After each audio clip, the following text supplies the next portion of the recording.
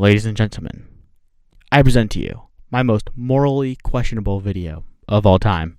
If you are not comfortable with degenerate stuff that will make you feel desensitized and or dead inside, then please click off the video. Commence the grand unveiling. Before I start this video, I want to mention that I am not going to be talking about the manga. Now, the manga will just make this video from 20 minutes to an hour. And I thought about doing it, and I was like, no, I'm not doing that. And I gotta mention also that it's pretty fucked up how most of these characters are around a year and a half younger than I am.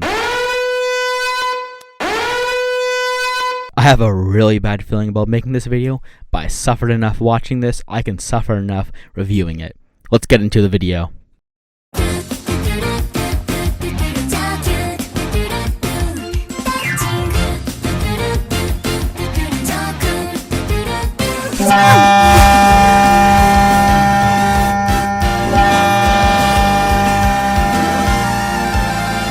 Gushing Over Magic Girls is about as cursed as the name sounds. The anime is about sadistic lesbian teenage girls. I know, pretty fucked up. It's a kinda weird comedic Yuri action anime.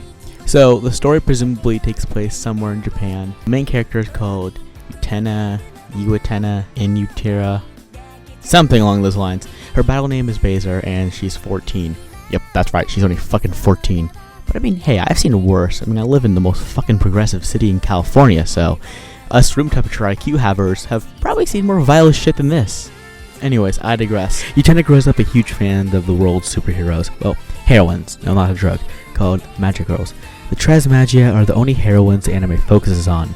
Within the Transmagia consists of Azul, Sulfur, and Magenta. All three go to school with her. While I'm at it, I might as well actually just list out all of the battle names and normal names of all the characters. Utena is Baser, Haruka is Magenta, Seo is Azul, Keiruku is Sulfur, Kibi is Leopard, Nemo is Liberum, Matama is Loco Musica, and Korosu is Neuralis. There's a few others like Sister Gigantus and Lord Imana, along with Vats and Vena, who are the mascot. Something important about the Enormita, those are the villains, is their level system of magic.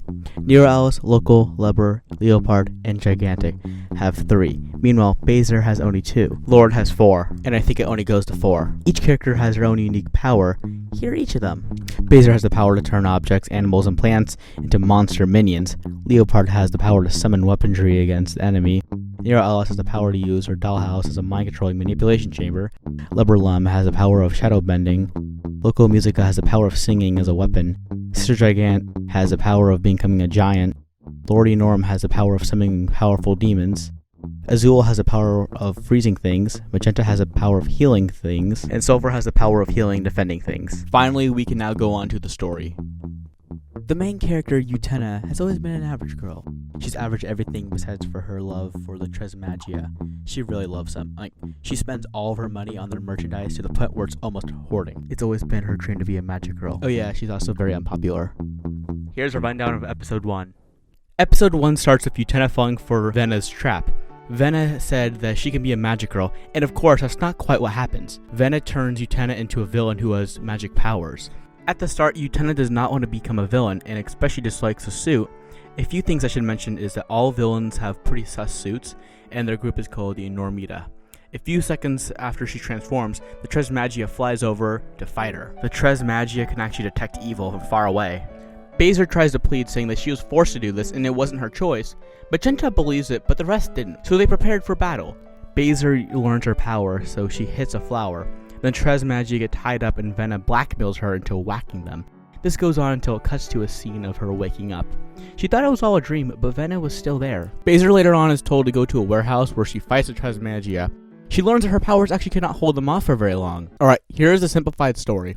In episode 3, Kiwi is introduced and fights Baser to prove that she is the cutest girl in the world. Kiwi gets sadistically electrocuted, then falls in love with Baser while in her arms. In episode 5, Korosu is introduced, and her powers are extremely useful and overpowered. In episode 7, Baser breaks Azul's magic girl spirit and submits to Baser while she is whipped by Baser. But Baser refuses because she's a magic girl. She tells her to never side with evil. In episode 8, Lord's Legion is introduced. Loco, Leber, Sister Gigantic, and Lord. Lord wants to invite them on the quest of world domination, but comedically enough, not a single person wants to do this. This causes the Lord Legion splitting from Enormita. In episode 8, we hear Loco showing off her quote-unquote talent, but she sings worse than the 13-year-old emo kid who just went through their first breakup. The instrumentals sound mixed by cheap Chinese labor, and it sounds like the studio was a meth lab. Not to forget that the lyrics were actually horrible and extremely self-centered. In episode 10, Libra and Loco unmask their deeper feelings for each other. However, this is forced by Baser. Also in episode 10, Libra and Loco end up switching sides and fighting against Lord. In episode 11, Leopard defeats Sister and she sinks into a hole that was caused by Leopard. In episode 11, Lord is defeated and then killed off, probably till the next season because in the manga she comes back. In episode 12, the downtown is rebuilt and the Love Hotel is being built. And that's a simplified version of the story. After finishing the anime and giving no time to rest, I read the whole manga. That really damaged my mind. Each episode is about 2 chapters per episode, and at the time of recording, the manga has over 58 chapters. Since I've recovered since, I would say the show is a solid 8.5 out of 10. Now, keep in mind, I'm rating it off of the story and the quality. I'm not rating it off of how moral it is. I'll be rating that separately.